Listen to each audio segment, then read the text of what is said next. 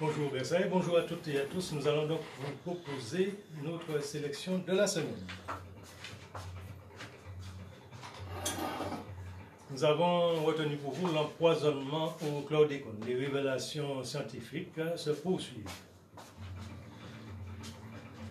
Et puis, malade du Covid, cas de conscience.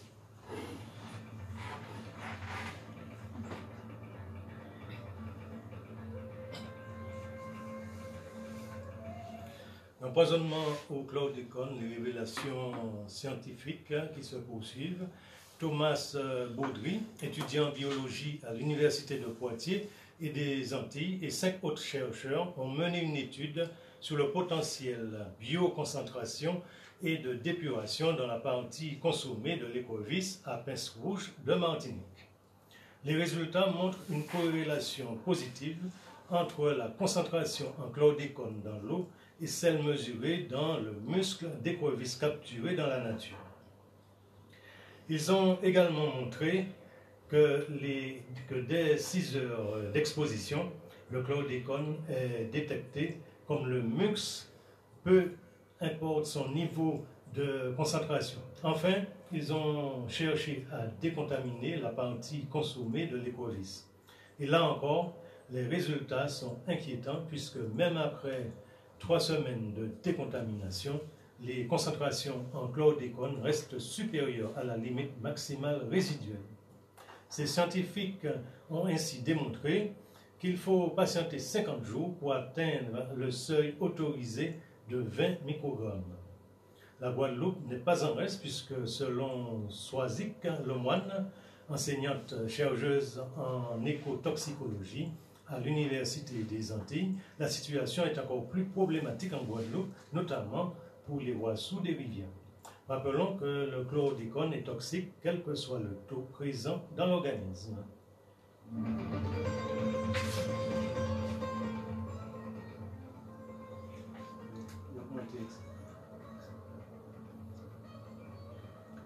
Malade du Covid, cas de conscience. Dans un courrier anonyme adressé à la rédaction de France Antilles, publié dans le dossier du jour du jeudi 9 septembre 2021, une dizaine de médecins dénoncent un protocole de soins palliatifs pour les malades du Covid qui revient à les faire mourir à domicile. Ils déclarent: nous sommes malheureusement obligés d'alerter de façon anonyme car le système nous muselle. Nous n'avons pas le droit de nous exprimer sous peine d'être radiés. En effet, le docteur Raymond Hélénon, le président de l'Ordre des médecins de Martinique, a institué la pensée médicale unique et a écarté toute possibilité de débat de scientifiques quant aux bénéfices-risques de la vaccination contre le Covid-19. Il a menacé de sanctions disciplinaires qui vont de l'avertissement à la radiation tout praticien qui exprime publiquement ses convictions anti-vaccins. La stratégie vaccinale est la seule mise en avant. Toute voix discordante est interdite. Le collectif de médecins déclare: récemment, Martinique Première a reçu en plateau des médecins pour parler du Covid et de la prise en charge des patients. À la suite de l'émission, le Conseil de l'Ordre des médecins a envoyé une lettre aux médecins présents et à la chaîne de télévision pour dire avec violence que les débats contradictoires devraient être interdits et que le rédacteur en chef aurait dû demander l'autorisation au Conseil de l'Ordre des médecins avant d'inviter des médecins. En outre, dans leur lettre anonyme, ces médecins demandent pourquoi le Conseil de l'Ordre des médecins ne propose-t-il aucun protocole pour soigner les malades du Covid. La seule pratique en cours consiste à prescrire du Doliprane, puis à les envoyer chez eux. Au mieux, ils guérissent seuls, au pire, leur état de santé se dégrade et ils vont remplir les lits de la MENA. Des traitements qui ont prouvé leur efficacité existent, l'ivermectine notamment. Alors pourquoi ne pas les utiliser? Certains médecins ont eu le courage de les prescrire, mais ils ont été dénoncés par des pharmaciens. Le président du Conseil de l'Ordre des médecins de Martinique a adressé par mail aux médecins les coordonnées de l'équipe mobile de soins palliatifs du CHUM et leurs 2 procédures Covid. Il s'agirait de protocoles visant à faire mourir les malades chez eux. Le collectif des médecins souligne on ne peut pas nous demander à nous, médecins de ville, d'euthanasier les malades chez eux.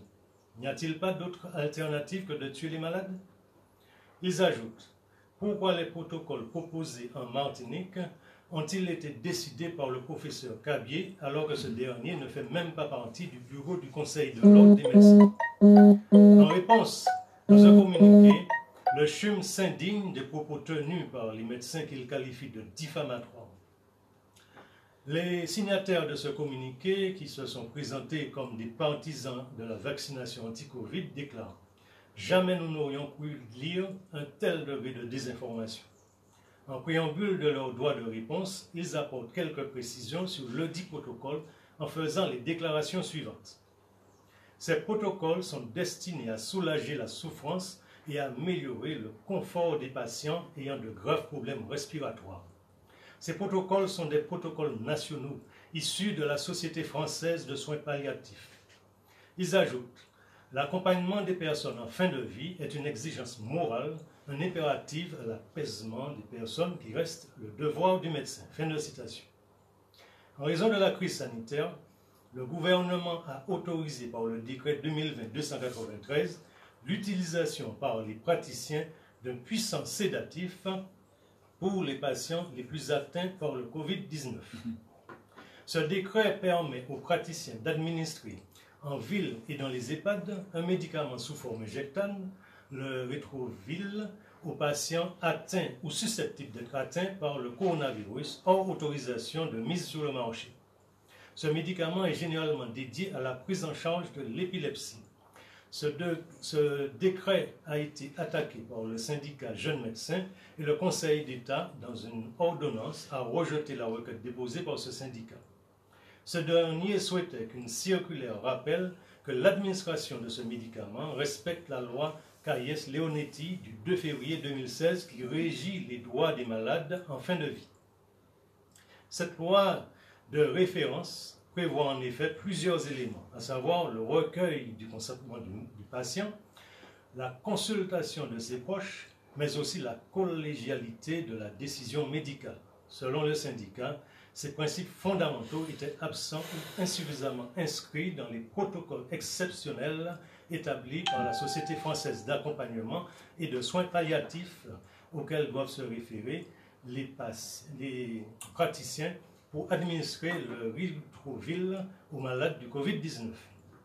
L'avocat du syndicat Jeunes Médecins expliquait que cette disposition institue de fait un protocole de fin de vie accessible à tout médecin sans autre procédure qu'une prescription par ordonnance.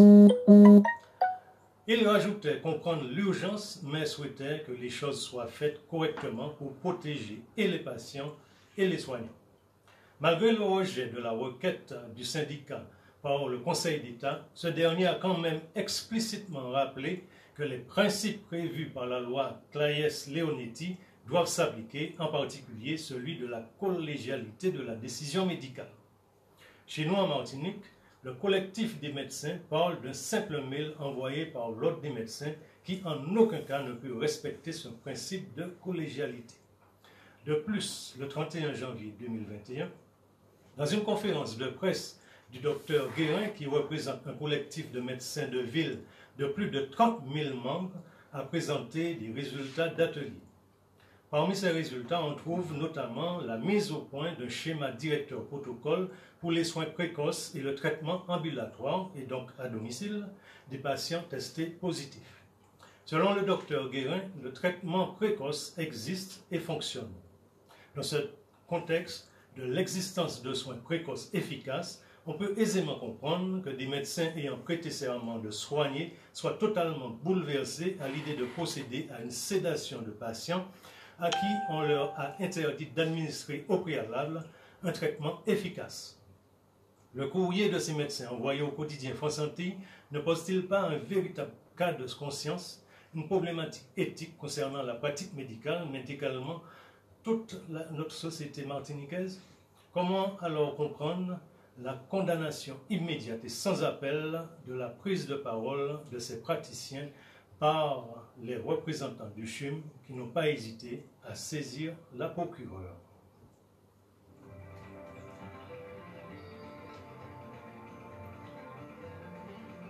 Alors toujours notre parole fondoc, l'ignorance mène toujours à la servitude. Il faut être vigilant et nous devons rester informés pour éviter d'être manipulés. Complétons notre information en utilisant et en enrichissant les médias alternatifs tels que le média alternatif Jikambout, le journal en ligne des comités populaires que vous pouvez consulter sur sa web TV www.jikambouttv.com. L'utilisation du savoir peut conduire à la liberté.